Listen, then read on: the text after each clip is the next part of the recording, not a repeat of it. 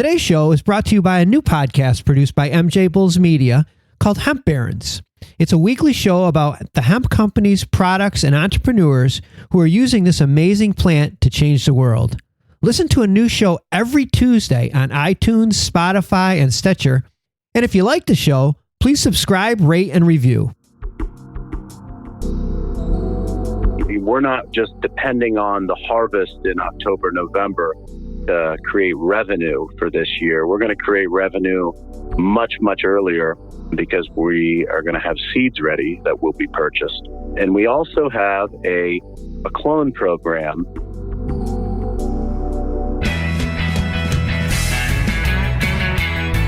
From MJBulls Media, it's the Raising Cannabis Capital Show. I'm Dan Humiston, and on today's show, how this Oregon hemp farm is filling the demand for CBD by increasing their facility to 1,100 acres.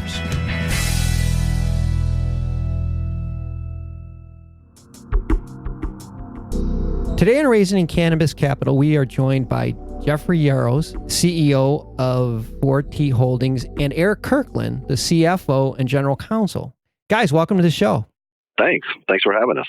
Well, it's fun to have two people on the show. This is great. But let's jump right into it. With the passing of the Farm Bill at the end of 2018, which effectively made hemp legal, it's created this unprecedented demand for hemp. I mean, farmers can't grow it fast enough. And 4T Holdings is in Oregon. And Jeffrey, you've been growing hemp for a couple of years already. So unlike a lot of the farmers that are jumping in now, you're in a state, it was already legal. You're already growing it. So you have a huge jump on the field. Yes, we feel that we saw the legalization coming for quite a while now. And with that, we were able to put together an excellent team on the business side and an excellent team on the cannabis side to really prepare for this year and next year, which we feel are going to be really great years for our company. Can you talk a little bit about your team? You know, maybe if I could drop in on that one, because I have seen it develop, and we started talking 6, 7, 8 months ago, and he was telling me, here's the team that he's put together and why. And when I saw and he described the team, I was pretty blown away. And I think that is the real big distinguishing point. I mean, it's more than just the equipment. It's more than just the genetics. It's just more than just finding the best farmland and all the other things that you have to do well. It's really having a team that can execute at scale. It takes a village, and he's put together a really great team. The one ingredient that sometimes is lacking is the talent that's running.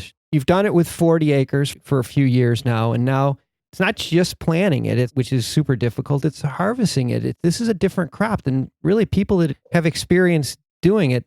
They're not alive any longer, because this hasn't been harvested for a long time. That's true. We've really put a lot of R&D into mechanizing the planning process. We have custom seeding that was university tested. Our genetics are really tailored to the area we're growing in. There's going to be a lot of people trying to grow this when they hear how much it's worth an acre. A lot of them don't know that it costs about $20,000 an acre to do it. But, they're going to hear the margin on that, which is unbelievable. And the thing is our genetics are climatized for the area we're growing. If you took our seeds and tried to grow them in Virginia or Florida or Texas or North Dakota, you wouldn't get the same yield. You wouldn't get the same results. We have custom transplanting from a company out of Italy, and we're actually have a custom harvesting company who's going to be running about 3 different prototypes on our early crop to get it right for the big harvest, to really be able to grab the buds and preserve them. And up until this point, there has not been anything on the market that can really do that. They're taking combines, they're going out, they're cutting them by hand, and we're just not going to do that because we're doing a lot of acreage, and you just cannot do it that way. All that comes from experience. And I'm going to jump you ahead here, but you mentioned earlier just how insanely profitable this is. But just give our listeners an idea of what biomass right now. First off, explain to them what biomass is, and then what you can expect in the value of this. So biomass for most of the industry is going to be the whole plant. The whole plant, though, does not contain cannabinoids, in the most popular one being CBD. The CBD is mostly concentrated in the buds of the plant. We are going to be concentrating on harvesting just the buds, so we get a higher concentration of CBD. Why is it important to get a higher concentration of CBD? Because CBD is priced by percentage points. So in other words, if I were to hit 14 percentage points, I'd get 350 times 14, which would be, you're going to make me do some quick mental math here. That's okay. That's okay. I get the picture. Yeah. Just a quick reminder that you can view each of the company's confidential pitch decks, including how much they're raising and the terms of their deals, on the MJBulls website. Go to MJBulls.com to find the cannabis investment opportunity that's right for you.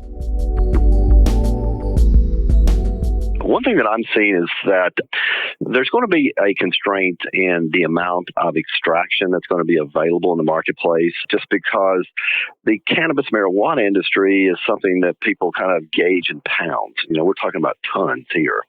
So the equipment is going to be different that does the extraction. And these extractors, if you are extracting 7% biomass, you're going to have to run it through the same process to yield 7% as if you started with 20% biomass.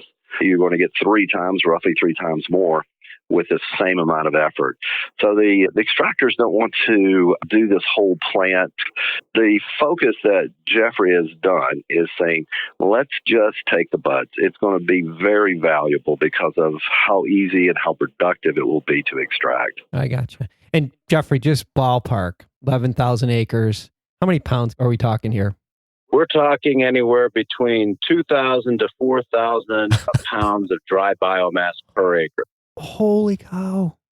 That's crazy. And that's not your own. You do not get those yields in a lot of other places, but in Southern Oregon, that's par for the course. Well, you've done your homework and you know it. And those aren't your only income streams. You have potential to sell the seeds that you guys have created, and you also can sell the flower. Explain those two channels and, Sure. and give us an idea and a forecast for what they can expect from those two channels. Sure. So we have a number of seed projects currently. We have what are called feminized seeds. That just means the majority of the seeds are female, because you want to plant females when you're going for biomass, because they produce the larger buds and the higher yield. We have a feminized seed project. We have a regular seed project.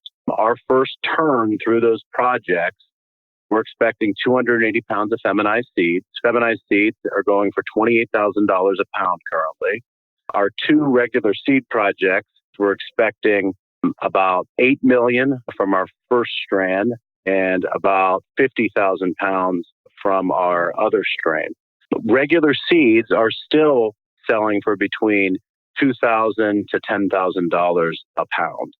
We're not just depending on the harvest in October, November to create revenue for this year. We're going to create revenue much, much earlier, because we are going to have seeds ready that will be purchased. And we also have a clone program selling between $5 to $15 a piece. You can run the math on all those numbers, and it's pretty eye-popping. I stopped keeping count a while ago because I said the number's too big. Oh my gosh, congratulations. It is so exciting. But Thank you. The problem right now, though, is that this is moving so fast. You cannot take your time on this one. Like, I think I read someplace, like, correct me if I'm wrong, but you're going to start planting in a couple weeks. Is that the case? Next week. Oh my gosh. As you mentioned, $20,000 per acre. This is not an inexpensive venture to get started, but the other side of this is so profitable. What are you doing right now to raise capital? Maybe give our listeners an idea how they can get involved. Jeffrey, maybe I'll drop in on this one. We've already raised quite a bit of money to date. All the equipment has been paid for either by the principals or money that has come in. The seeds are paid for. The clones are paid for. So we're looking at the end of the year, needing the capital to do the harvest, to do the curing and the different things, and to take advantage of some of the opportunities that just come along. So how much are you raising right now? The initial offering is 10. I think that we're at a point we're going to close it out with about $2 more million is where we're going to close the offering.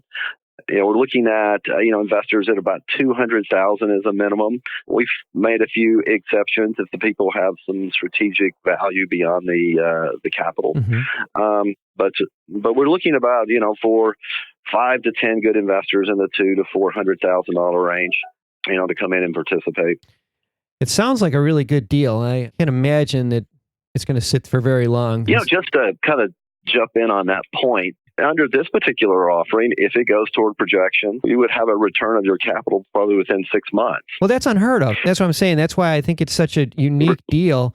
You have two things going. One is, this is the big one, is that you have a small window because in 5 years from now, probably the opportunity won't be there. Probably in 2 years, this opportunity won't be there. But for the next 2 years, you guys are going to be in a great position. I really do agree with that because, the equipment is not out there. So there's no companies that can really scale big acreage. But within a couple of years, that problem will be solved. There will be a big increase in the amount of it being cultivated. I tell you, the explosion of the industry, no one, including me, could foresee how big CBD is getting. Nobody saw the broad-based use of CBD is going to be in toothpaste and pancake mix and gummies and tinctures and lotions and, hair tonics. I mean, it is going to be ubiquitous.